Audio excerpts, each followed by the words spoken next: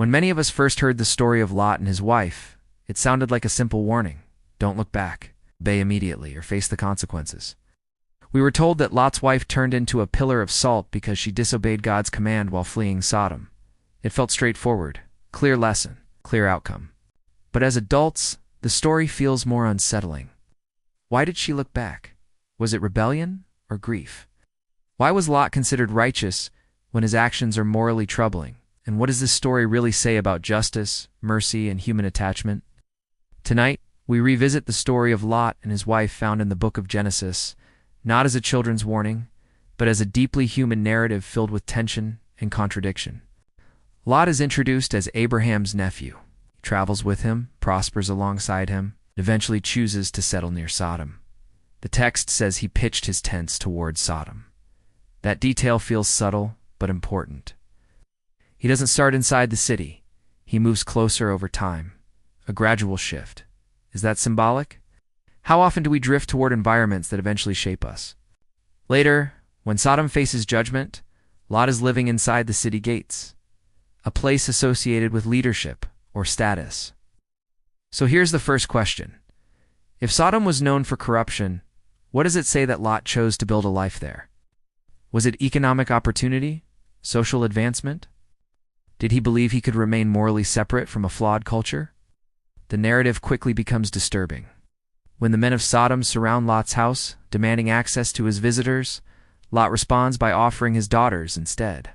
Pause there. That moment is deeply troubling.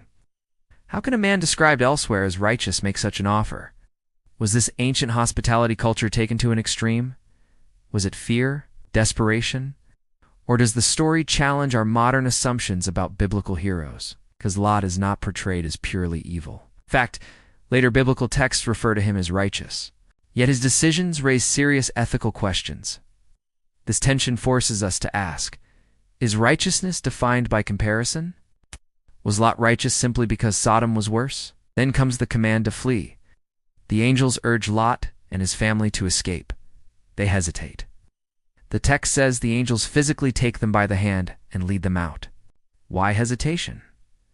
Were they reluctant to leave their home, their community, their possessions?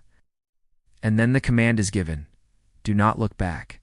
As fire and sulfur fall from the sky, Lot's wife turns and becomes a pillar of salt. Now here's the question that lingers across centuries. Why? What was in that glance? Was it longing for what she was leaving behind? Disbelief? Shock? Imagine the scene. Your home, your memories, your neighbors. Everything you've known engulfed in destruction. Would you not instinctively turn? Is looking back always rebellion, or sometimes human grief? Some scholars suggest the pillar of salt could reflect geological formations near the Dead Sea region, where salt pillars naturally exist. Was this story connected to a known landmark? A natural feature woven into theological storytelling? Or was it a literal transformation, divine judgment frozen in mineral form? But beyond the mechanics lies something more profound. Lot's wife is never named. Her identity is defined by her final action. Is that significant? Does the narrative intentionally reduce her to a symbol, warning future generations about divided loyalty?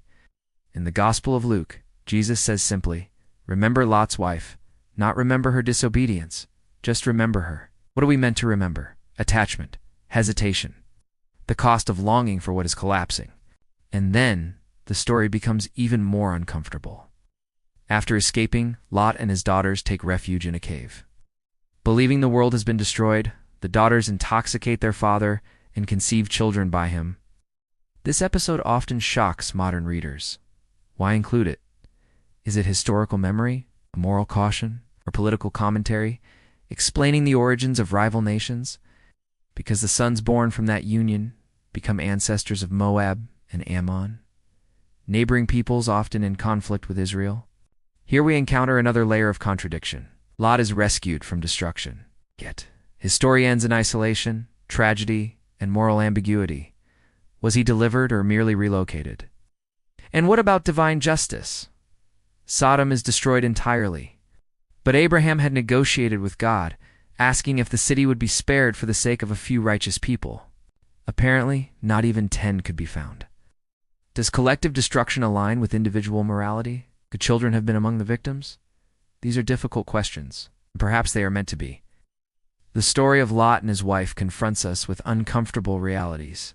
Righteousness can be relative. Obedience can clash with emotion. Rescue does not erase consequence.